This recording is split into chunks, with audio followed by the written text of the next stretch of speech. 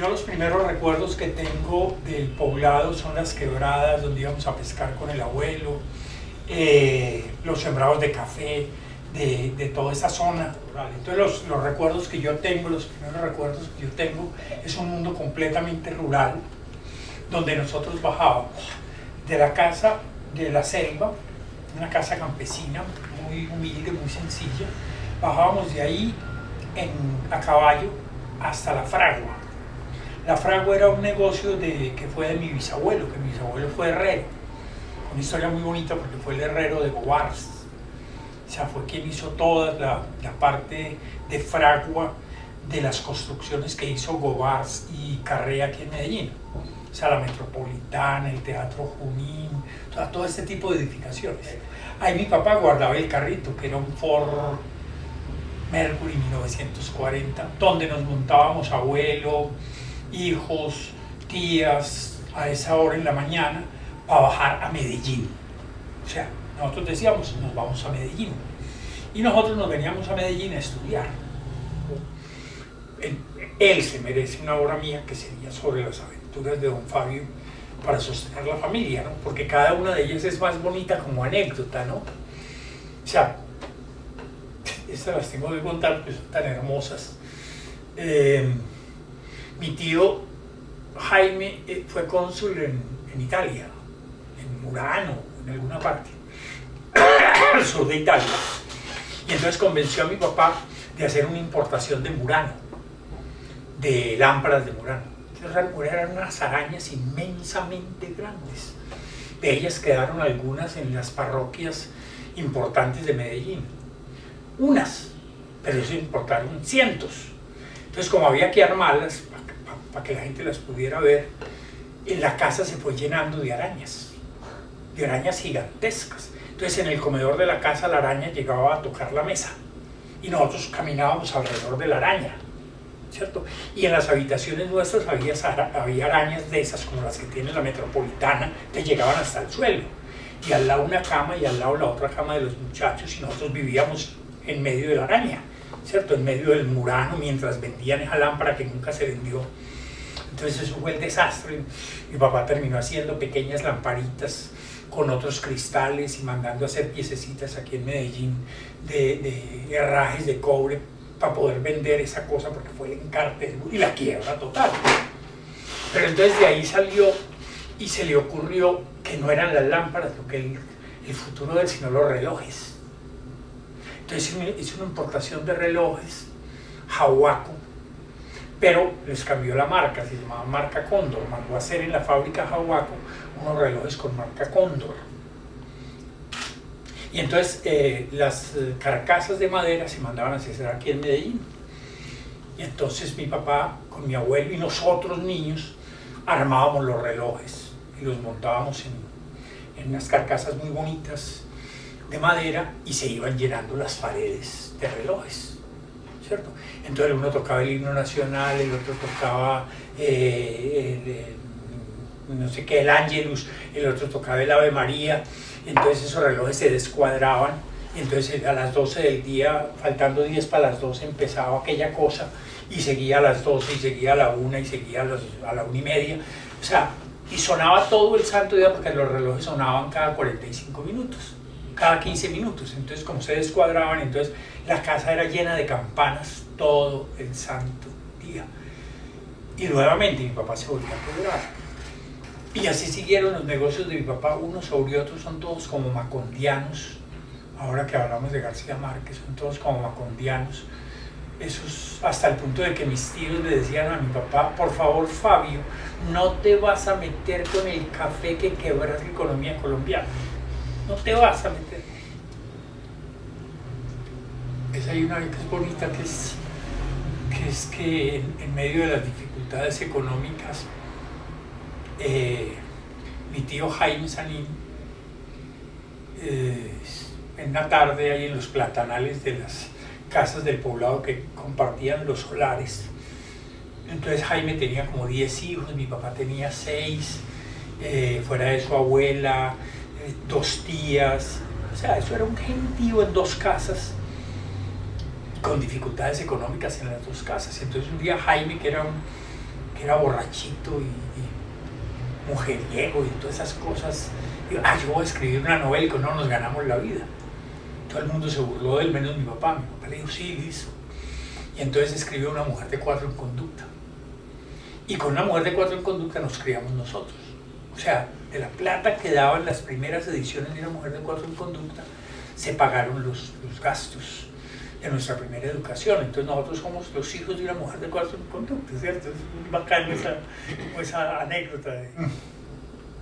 Ahí tendría que saltar a una que es muy dolorosa, que es un accidente que yo tengo a los 8 años. Bueno, pero a la vez que fue ese encuentro tan doloroso, fue un encuentro muy bonito para el resto de mi vida.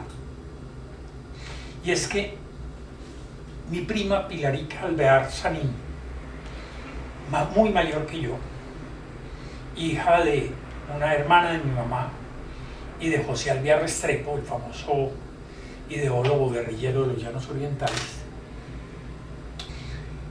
Y entonces Pilarica se dedicó a mí a leerme todos los días cuando llegaba del colegio, ¿sí?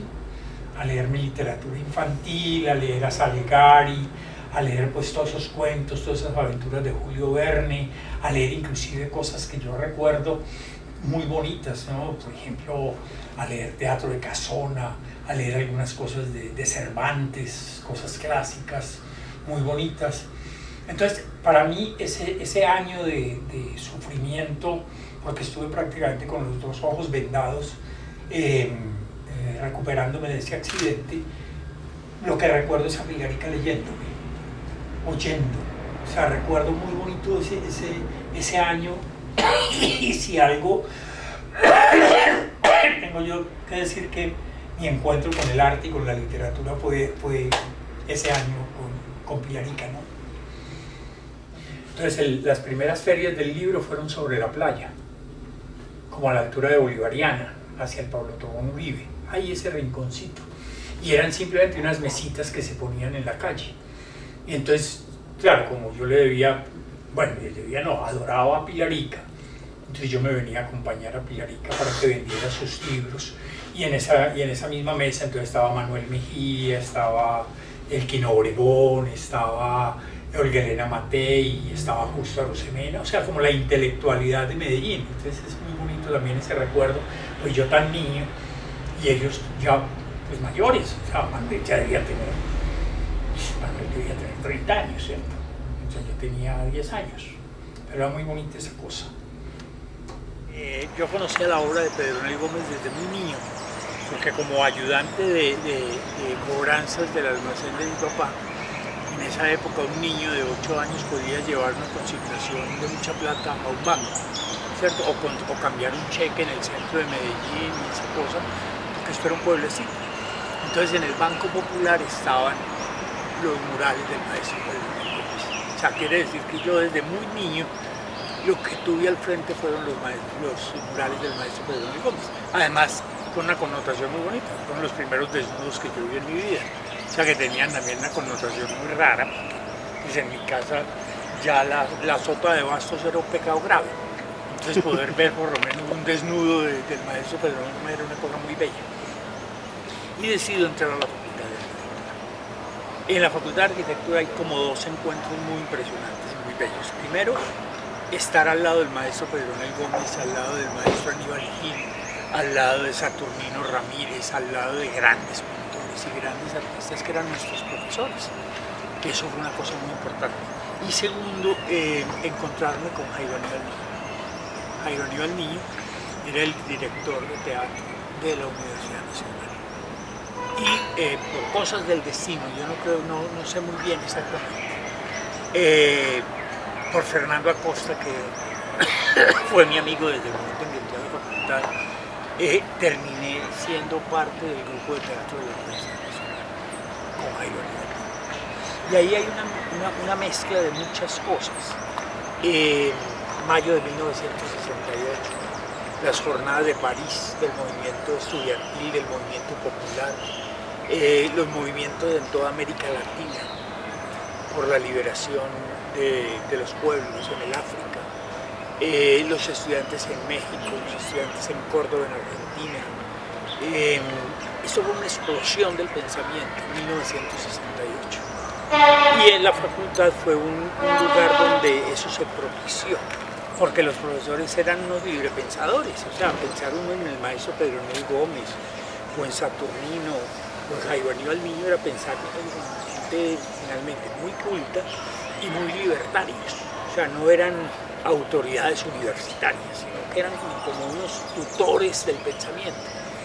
Entonces, yo termino metido en un grupo de teatro y metido en el movimiento estudiantil.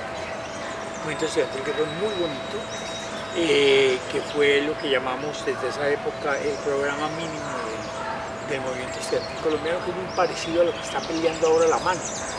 O sea, es financiación estatal, cobertura universal y gratuita, calidad en la educación, libertad de cátedra, o sea, lo mismo que estamos peleando ahora los estudiantes universitarios, nosotros ya lo peleábamos en 1971. O sea, las cosas en Colombia cambian rápidamente, ¿no? Cambian cada 200 años. Solo 43 años solo después. 43 años después seguimos en lo mismo. O sea, las manifestaciones de la MANI del año pasado a las que asistí eran exactamente iguales a las manifestaciones de la MANI que yo hacía en 1971, que no llamaban la MANI. O sea, no había una escuela única de pensamiento libertario, sino que eran todo lo que oliera a libertad era importante para nosotros. Y nosotros nos íbamos detrás de eso, que era lo que necesitábamos. Entonces fue muy importante para mí, creo que para nuestra generación y creo que para la sociedad, haber vivido ese momento que no fue un día ni un mes, no, fueron años, donde la universidad estuvo inmersa y la juventud estuvo inmersa en ese pensamiento. Es uno de los recuerdos más bonitos que yo tengo de vivir metido en la Universidad de Antioquia, de ir a las clases de Estanislao Zuleta a discutir con el viejo Estanislao lo divino y lo humano, o sea, porque nosotros además éramos bastante irreverentes, entonces si Estanislao decía A, nosotros decíamos B, ¿cierto? Entonces nosotros nos metíamos en las clases con Estanislao, nos metíamos en las clases con los grandes profesores que tenía la universidad en ese momento, y yo terminé pues prácticamente siendo estudiante de economía de la Universidad de Antioquia sin estar matriculado. Fue muy bonito y terminamos fundando un grupo de teatro cuando en la Universidad Nacional expulsaron a Jairo Aníbal Niño por el montaje de la masacre de Santa Bárbara, una obra sobre la masacre obrera en el Cairo, en Santa Bárbara, Antioquia. Jairo hizo una obra documental, yo participé en ella. A Jairo lo expulsan de la universidad, prácticamente nosotros nos sentimos también expulsados de la universidad, y con Jairo fundamos un grupo de teatro en la Universidad de Antioquia que se llamaba la Brigada de Teatro de los Trabajadores del Arte Revolucionario de la Universidad de Antioquia. Una cosa loca, éramos estudiantes de todas las universidades de Medellín que queríamos hacer teatro. En Medellín no había tradición teatral. El CLIN, que era el Gran Teatro de Medellín, hay que hacerle una parte interesante para hablar de esta ciudad. Teatro de tales proporciones, diseñado por un arquitecto importante que fue Bovars, construido en 1938, destruido en 1968. O sea, tiene que ser o una ciudad muy rica, una ciudad muy estúpida, o la mezcla de las dos, para tumbar un teatro los 30 años de fundado. O sea, Pequeño Teatro hoy llegamos allá en 1967, o sea, quedó a 30 años, 25 años.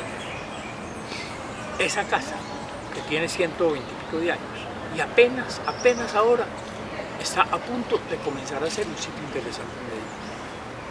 Apenas. Es que un teatro no se construye ni una sola vez en la vida.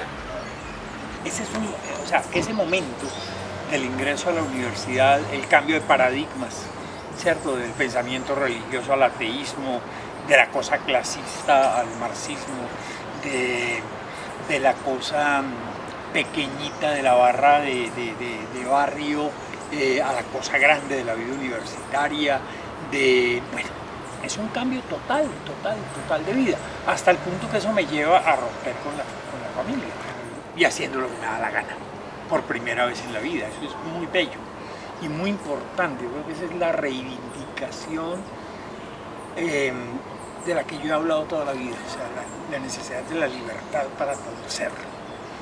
Y eso no me lo brindaba ni la universidad, ni la universidad privada, ni me lo brindaba la familia, ni me lo brindaba la sociedad que yo conocía, ni me lo brindaba nadie. O sea, me lo brindaba simplemente el riesgo de romper con todo y decir, bueno, yo quiero otra cosa completamente distinta. La organización a la cual pertenezco es el MOVID, desde esa época. Que quede constancia, que no tenía ningún partido político en la vida, no como ahora, ¿cierto? Que como la política es cambiante y la política es dinámica, amanecen un día con uno y al otro día con el otro. Y cuando uno se emberraca con ellos porque nos traicionan, les dicen que no, que es que la vida es así, que es muy dinámica, que tenemos que entenderla. No, yo tengo un partido político desde 1969 y no me he atrevido a cambiarlo. Y el día que... No, ya no va a tener, no hablemos huevonadas. Y por esa época a Mosquera, que era el fundador del MOVID, se le ocurrió que nosotros éramos unos pequeños burgueses que no sabíamos nada del mundo ni de la vida, que nos la pasábamos era leyendo y estudiando y que no teníamos ni idea ni en qué país vivíamos. Y nos retó a que nos fuéramos a vivir con la gente del pueblo. Eso se llamó la política de los pies descalzos. Decidimos los unos irse a vivir con los cosecheros de algodón, los otros irse a no sé dónde, con los cafeteros, los otros. En todo el país vamos a encontrar gente que estuvo en los pies descalzos. Y yo me voy para Barranquilla. Esa cosa de la costa es muy rara. Le da a uno brega entenderla. Le da a uno mucha brega entenderla, que esa es la verdadera vida. Le da a uno mucha brega entender, por eso nosotros no entendemos, por eso es que odiamos a García Márquez. Por eso es que toda esta cachaquería de este país habla tan mal de García Márquez. Cuando leyeron a García Márquez, lo leyeron bajo las cobijas, entrebollándose la paja y hablando mierda religiosa, porque no aguantaban, o sea, estos Godarria no aguantaban un mundo como el de García Márquez. Entonces ese es otro momento definitivo en la vida. Y es definitivo también el momento en que me vengo de Barranquilla, porque ahí se abre otro capítulo de mi vida, que es la fundación de Pequeño Teatro. Desde el mismo momento en que yo decidí dejar la facultad para dedicar mi vida al teatro, de ahí en adelante ya todo es coyuntural, pero todo está definido. O sea, todo está definido, es que mi vida es el teatro y punto. Yo creo que yo tengo una cosa que no debería tener un político, que es odio. Yo odio. O sea, yo sé odiar. Y eso me lo han criticado mucho mis amigos políticos. Yo odio esta sociedad, o sea, profundamente. No es que la critique. No, también la critico, pero yo la odio. O sea, yo sé que esta sociedad está en manos de unos hijueputas, que son los que tienen el mundo como lo tienen. O sea, y que no los bajo de hijueputas, de bastardos.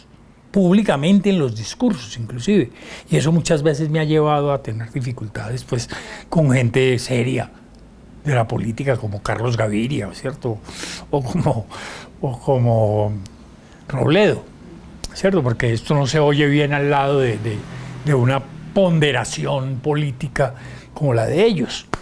Pero bueno, yo soy un anarquista y yo soy un contestatario un poco salido de madre muchas veces.